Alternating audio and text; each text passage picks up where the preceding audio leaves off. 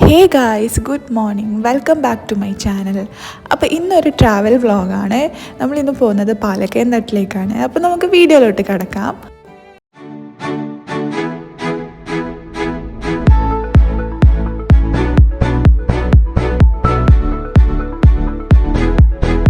നിങ്ങൾ കുറച്ച് പേർക്കൊക്കെ അറിയുന്നുണ്ടാവും, ഞാനൊരു കണ്ണൂർക്കാരിയാണ്. എന്നിട്ട് പോലും ഈ 26 വർഷത്തിൻ്റെ ഇടയിൽ ഞാൻ ഇതുവരെ പാലക്കയം തട്ട് കണ്ടിട്ടില്ല.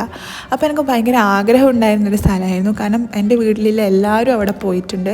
ഹസ്ബൻഡിൻ്റെ വീട്ടിലായാലും എൻ്റെ സ്വന്തം വീട്ടിലുള്ളവരായാലും പോയിട്ടുണ്ട്. അപ്പം പെട്ടെന്നൊരു പ്രീ പ്ലാൻഡ് ട്രിപ്പൊന്നല്ല. ഈവനിങ് ആകുമ്പോൾ അമ്മ പറഞ്ഞു വന്നാൽ നമുക്കൊന്ന് പാലക്കയം തട്ട് വരെ പോയിട്ട് വന്നാലോ എന്ന്. അങ്ങനെ ഒരു 3 മണിയാകുമ്പോൾ നമ്മൾ ഇറങ്ങി. ഒരു 5:30 ആകുമ്പോൾ നമ്മൾ അവിടെ എത്തി. കണ്ണൂരിൽ നിന്ന് 55 കിലോമീറ്ററാണ് പാലക്കയം തട്ടിലേക്ക് വരുന്നത്. നമ്മൾ അവിടെ നിന്ന് ഒരു 2.5 hours നമ്മളെടുത്തത്.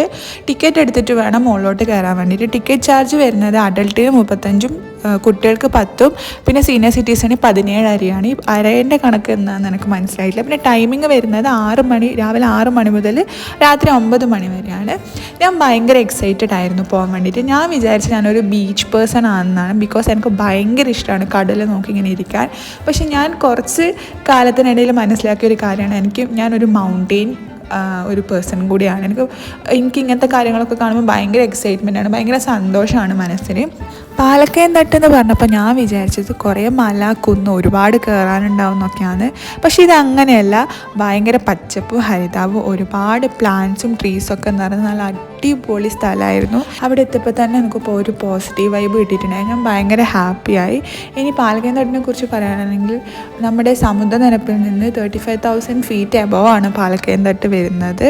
മുകളിലെത്തിക്കഴിഞ്ഞാൽ ഒരുപാട് മെറ്റൽ ബെഞ്ചസ് നമുക്ക് ഇരിക്കാനുണ്ട്. പിന്നെ ഈ കാണുന്നതാണ് മെയിൻ സ്പോട്ട്. എല്ലാവരും വന്ന് ഫോട്ടോ എടുക്കുന്ന സ്ഥലമാണ് ഇത്. പിന്നെ ഇവിടെ ജസ്റ്റ് ട്രക്കിംഗ് മാത്രമല്ല, ഒരുപാട് അഡ്വഞ്ചർ സ്പോർട്സും കൂടിയുണ്ട്. സിപ്പ് ലൈനും റോപ്പ് ക്രോസും പിന്നെ സോർബിംഗ് ബോൾ, നമ്മുടെ വലിയൊരു ബോളിനകത്ത് ഇട്ടിട്ട് ഇങ്ങനെ ഉരുട്ടി വിടുന്ന സംഭവം, അതൊക്കെ ഇവിടെ ഉണ്ട്. പക്ഷേ ഇപ്പോൾ അവർ നിർത്തി വെച്ചിട്ടുള്ളത് എന്താ കാരണം എന്ന് എനിക്കറിയില്ല. മേ ബി മഴ ആയതുകൊണ്ടായിരിക്കാം.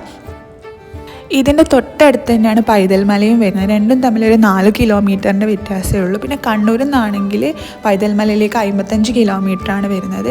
ഇനിയിപ്പോൾ നിങ്ങൾ കാറിലാണ് വരുന്നതെങ്കിൽ, നിങ്ങൾ ഓൺ വണ്ടിയിലാണ് വരുന്നതെങ്കിൽ നിങ്ങൾക്ക് മുകളിൽ വരെ ഈ ടിക്കറ്റ് കൗണ്ടറിൻ്റെ അടുത്ത് വരെ നമുക്ക് എത്താൻ പറ്റും. അല്ല നിങ്ങൾ ബസ്സിലൊക്കെയാണ് വരുന്നതെങ്കിൽ നിങ്ങൾക്ക് ജീപ്പ് സർവീസും താഴെ നിന്ന് അവൈലബിൾ ആണ്.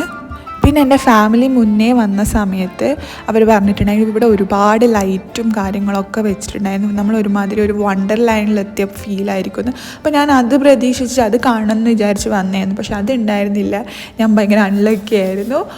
ബിക്കോസ് ഞാൻ അവിടുത്തെ സെക്യൂരിറ്റീൻ്റെ അടുത്ത് ചോദിച്ചപ്പം ആ ചേട്ടൻ പറഞ്ഞു അത് അവരുടെ ടെൻഡർ ഇപ്പം കഴിഞ്ഞു, അതുകൊണ്ടാണ് നെക്സ്റ്റ് ടെൻഡർ കിട്ടിയതിന് ശേഷം അവർ ചെയ്യുമെന്ന് പറഞ്ഞു.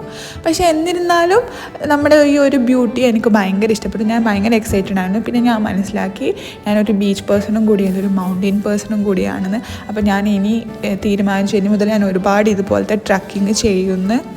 എന്തായാലും വന്ന സ്ഥിതിക്ക് അങ്ങേ അറ്റം വരെ പോയിട്ട് വരാമെന്ന് വിചാരിച്ചു. എന്തെങ്കിലുമൊക്കെ ഉണ്ടാവുമെന്ന് വിചാരിച്ചു. പക്ഷെ ഒന്നും തന്നെ ഉണ്ടായിരുന്നില്ല.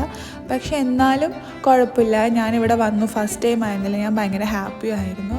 അപ്പോൾ നമ്മൾ അങ്ങ് അറ്റം വരെ പോയി. അവിടെ അറ്റത്തുണ്ടായത് ഒരു ചെറിയ ടീ ഷോപ്പ് മാത്രമായിരുന്നു. അങ്ങനെ ഇതിൻ്റെ മുകളിൽ ഇരുന്നിട്ട് ഫോട്ടോ ഒക്കെ എടുത്തു. ഇതിൻ്റെ മുകളിൽ നിന്നിട്ട് താഴോട്ട് നോക്കുമ്പോൾ അടിപൊളി വ്യൂ ആണ്. വ്യൂ മാത്രമല്ല, നല്ല നമുക്കൊരു ഹാപ്പിനെസ്സും കിട്ടും. അതിനുശേഷം നമ്മൾ തിരിച്ച് ഇറങ്ങി. രാത്രിക്കത്തെ ഫുഡ് ഹോട്ടലിൽ നിന്നായിരുന്നു കഴിച്ചത്. നല്ല അപ്പം പൊള്ളിച്ചതും അൽഫാമും ആയിരുന്നു കഴിച്ചത്. അങ്ങനെ ഫുഡൊക്കെ കഴിച്ച് നമ്മൾ തിരിച്ച് വീട്ടിലെത്തി. അപ്പം നിങ്ങൾക്ക് ഇങ്ങനത്തെ ട്രിപ്പൊക്കെ പോകാൻ താല്പര്യമുണ്ടെങ്കിൽ പെട്ടെന്ന് തന്നെ പോവാം. കാരണം നമുക്ക് ഒരു ലൈഫ് മാത്രമേ ഉള്ളൂ. അപ്പോൾ അടുത്ത വീഡിയോ ആയിട്ട് വീണ്ടും കാണാം. വീഡിയോ ആദ്യമായിട്ട് കാണുന്നവരുണ്ടെങ്കിൽ സബ്സ്ക്രൈബ് ചെയ്യുക. Okay, bye bye.